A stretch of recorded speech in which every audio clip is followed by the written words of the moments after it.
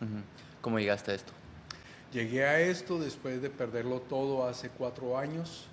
Perdimos el trabajo de 20 años trabajando arduamente, y cuando pensamos juntamente con mi esposa que estábamos asegurando nuestro futuro y el de nuestros hijos, eh, tomamos una propiedad ministerialmente, construimos un templo para una iglesia para unas 1.800 personas, y después de llegar a ese lugar entró pandemia, y después de pandemia dijimos ya, salimos adelante, pero no fue así. Terminamos entregando la propiedad, y ahí yo había invertido los ahorros, las cesantías, todo, las mías, las de mi esposa, todo.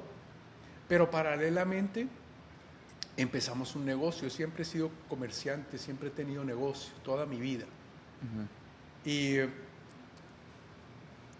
y el negocio iba saliendo adelante de una manera formidable, y lo demás iba desplomándose. Entonces yo le dije a Dios, mira, muchas gracias porque la empresa está muy bien, pero acuérdate, Dios, que yo dejé las empresas para servirte a ti.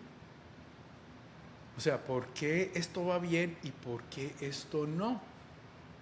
Entonces Dios me llevó a la parábola que está en Mateo capítulo 25, que habla de cómo el Señor le entregó talentos a 3 personas. A una le dio 5, a otra le dio 2, a otra le dio 1.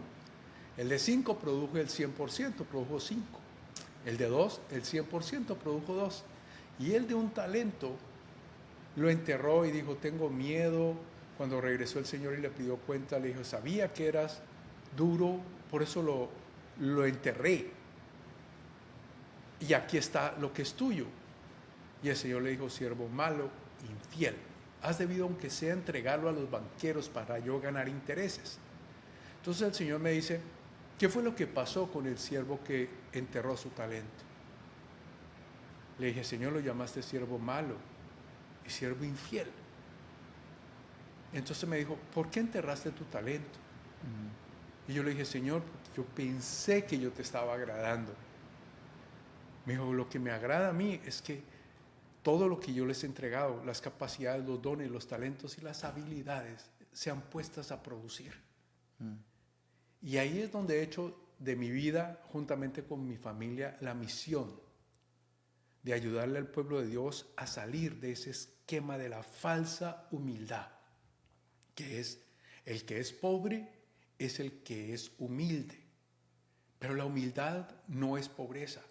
La humildad, ser humilde es obedecer a Dios en todo. Eso es humildad. Es colocarme debajo del reinado de Dios, de sus principios, de su palabra. Y Mm. que todo lo que Él me ha entregado para hacer en esta tierra, yo lo pueda hacer. Así que he redefinido lo que yo llamo éxito. Y el éxito, para mí personalmente, es poder cumplir el propósito para el cual Dios me creó y me puso en la tierra. Y si yo lo puedo cumplir, yo soy una persona de éxito. Mm. Y esa es mi misión. Buenísimo. A ver, varias preguntas salen acá. Primero, danos un poco de contexto en el sentido de qué estabas haciendo antes de todo esto. ¿Y eras creyente, no eras creyente?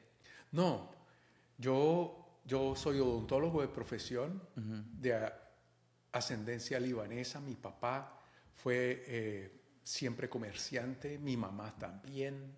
Yo empecé a vender blue jeans a mis 11 años. Me gustaba el dinero, por lo tanto me gustaban las ventas. Tengo un talento muy natural para vender. También tengo un don para enseñar, capacitar a las personas. Después le dije a mi papá que yo quería ser veterinario. Entonces mi papá, en nuestra época uno simplemente no podía escoger. Me dijo, no, ¿qué vas tan bobo? Bueno, no me dijo bobo, me dijo, pendejo grande, vas a prepararte para ser doctor de la gallina y de la vaca. Entonces no me quiso permitir estudiar, y mi mamá siempre quiso que yo fuera odontólogo. Estudié odontología, me gradué de odontólogo, muy bueno. Di conferencias nacionales, internacionales de odontología, fui profesor de la universidad, director de clínicas de octavo y décimo, Pero paralelamente también Dios me dio la oportunidad de tener empresa relacionada con la odontología.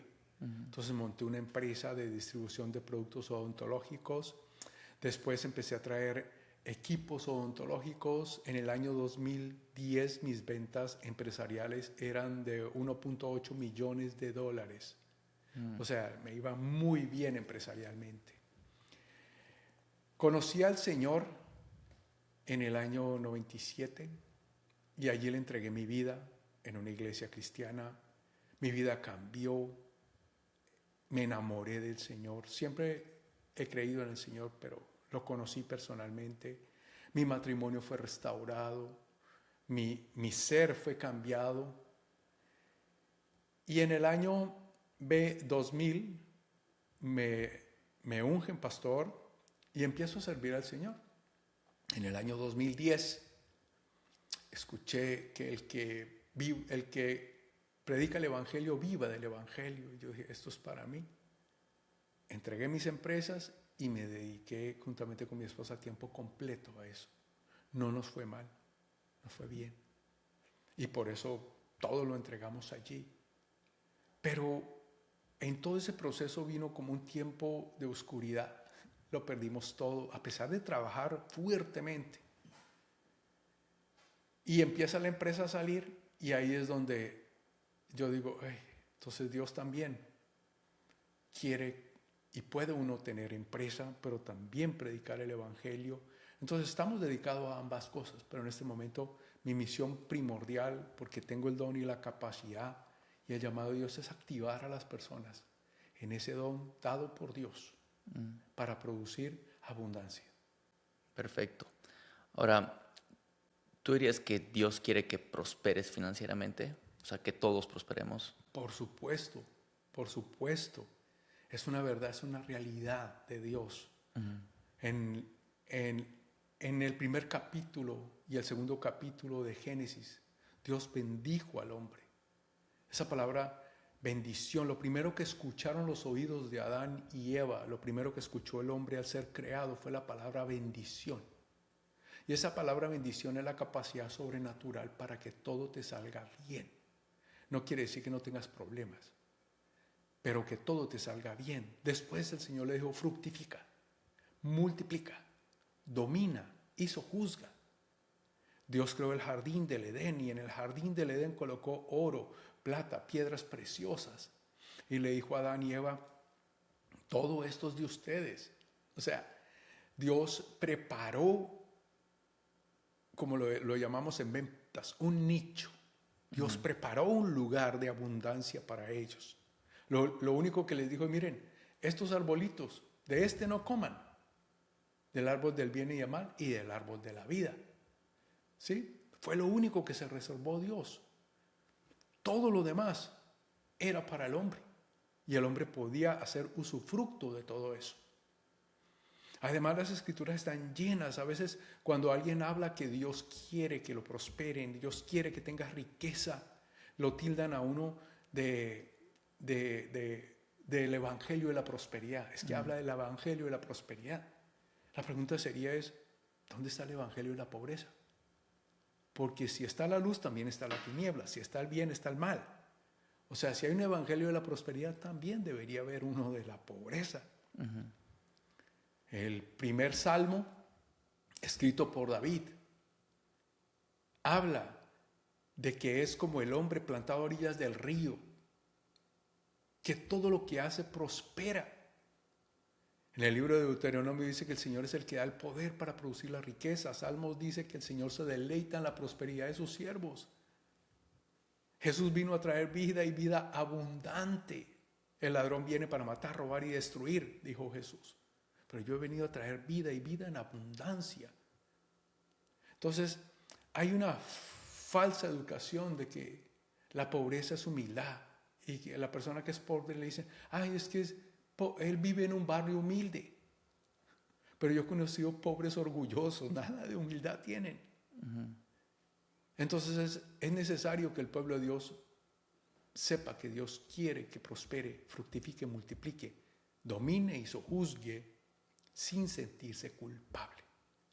Porque cuando tú tienes ese sentimiento interno y piensas que Dios no quiere, que el dinero es malo, que la fuente del dinero es la fuente de todos los males, entonces irónicamente tú dices, yo quiero prosperar, pero tu subconsciente te bloquea. En 3 de Juan 1:2 dice, amado, yo deseo que tú seas prosperado en todas las cosas y que tengas salud, así como prospera tu alma. Así que Dios quiere la prosperidad y la abundancia en todas las áreas de tu vida. Es el deseo de Dios en tu espíritu, que es un regalo de Dios, porque la prosperidad la abundancia del espíritu es un regalo de Jesús. Dios quiere que tú seas próspero en tu alma, en tus emociones, en tu voluntad, en tu inteligencia. Dios quiere que vivas sin afán, sin angustia, sin tormento. Pero también Dios quiere que seas abundante en tus relaciones, en tu matrimonio, en la relación con tus hijos, amistades, escoger bien tus amistades. Dios quiere que tengas prosperidad en tu salud. Dios quiere que seas una persona saludable. Por eso en la cruz del Calvario el Señor Jesucristo pagó por nuestra salud.